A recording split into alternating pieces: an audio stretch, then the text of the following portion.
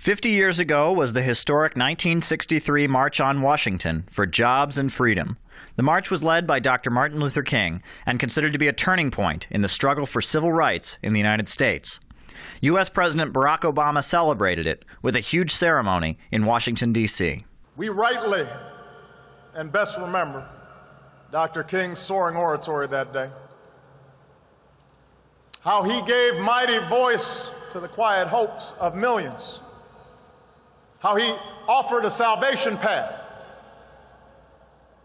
for oppressed and oppressors alike. In New York City today, many are commemorating the historic date, not with a celebration, but with another protest. In Harlem, hundreds gathered for a rally demanding stop the war against youth of color. The rally focused on issues affecting the African American community in the current period.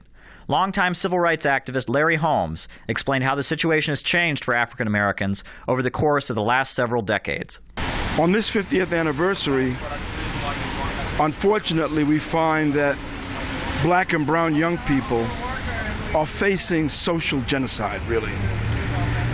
Aside from the fact that there's more than 50% unemployment, really.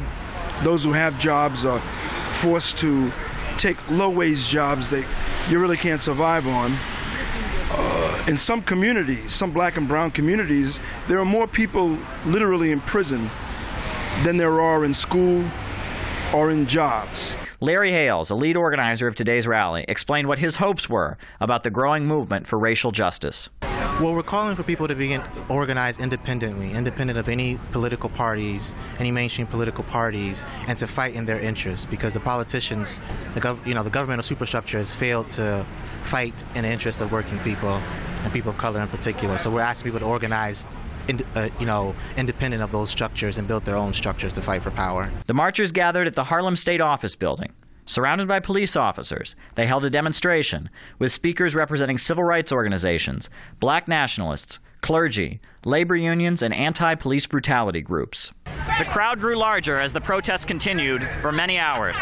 Caleb Maupin, Press TV, New York.